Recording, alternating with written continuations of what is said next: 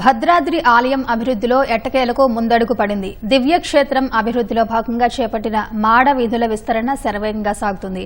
విస్తరణ పనులు పూర్తయితే దేవదేవుడి శోభాయాత్ర రాజమార్గంలో అత్యంత వైభవోపేతంగా సాగనుంది. ఆలయ అభివృద్ధిలో సీతారాములు మరింత వైభవోపేతంగా దర్శనమిస్తారని భక్తులు ఆనందం వ్యక్తం చేస్తున్నారు.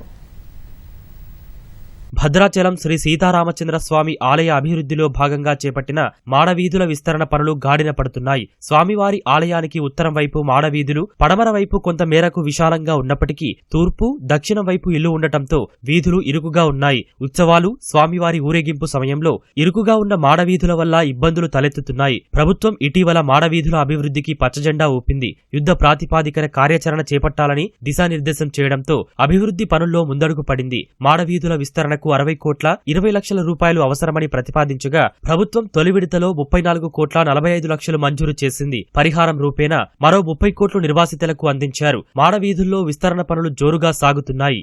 ఆలయానికి దక్షిణం వైపు, పడమర వైపు ఉన్న 41 ఇళ్లను తొలగించి మాడవీధులను విస్తరణ చేయాలని నిర్ణయించారు. నిర్వాసితులకు నష్టపరిహారం అందించడంతో పాటు ఇంటి స్థలాన్ని కేటాయించారు. కానీ 6 ఇండ్లకు సంబంధించిన యజమానులు పరిహారం చాలటం లేదనే కారణంతో తమ గృహాలను అప్పగించలేదు. జిల్లా కలెక్టర్ జితేష్ వి పాటిల్ వారితో మాట్లాడి అవగాహన కల్పించారు. ఆషాఢమాసం చివరిలో 6 ఇళ్లను ఖాళీ చేస్తామని యజమానులు కోరటంతో రెవెన్యూ శాఖ ఒప్పుకుంది. మాడవీధుల విస్తరణ పనులు మొదలు కావడంతో రాబోయే రోజుల్లో ఎంత రద్దీ ఉన్నా ఆటంకం లేకుండా దేవదేవుడి ఊరేగింపు వైభవంగా జరుగుతుందని స్థానికులు అంటున్నారు. ఆలయ అభివృద్ధికి కావలసినటువంటి స్థల సేకరణ అనేటువంటిది చేయడం కోసమని ఆలయానికి దక్షిణం వైపు ఉండేటువంటి ప్రాంతం అంతా కూడా తీసుకోవడం జరిగింది. దేవస్థానం వాళ్ళు అటువైపు ఇళ్లంతా కూడా కొనుగోలు చేసి దాన్ని వాళ్ళందరినీ కూడా ఖాళీ చేయించి ఆ ప్రాంతం అంతా కూడా మనకు మాడవీధుల కోసమని చదును చేయడం జరుగుతుంది.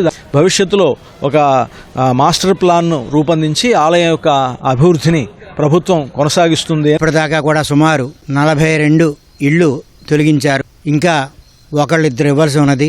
అభివృద్ధి ఆటలో మనందరం కూడా ముందు ఉండాలనే ఉద్దేశం చొప్పున మేమందరం కూడా రామాలయం ఆనుకుని ఎదురుగుండా ఉన్నటువంటి మా ఇల్లు కూడా ఇవ్వడం జరిగింది. దానికి సంబంధించి ఆ ఇంటికి నష్టపరిహారాన్ని అందించారు.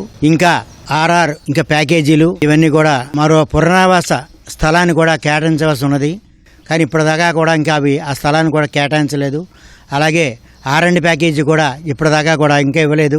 కాబట్టి అవి కూడా వెంటనే రిలీజ్ చేయాలని చెప్పి బాధ్యతల తరపున మేము కోరుతూ ఉన్నాము. ప్రసాదం నిధులు కేటాయించి ఇక్కడ సత్రాలు కట్టడానికి ప్రభుత్వం నిర్ణయం తీసుకుంది. అది కొంచెం పని నత్తనడకగా ఉంది.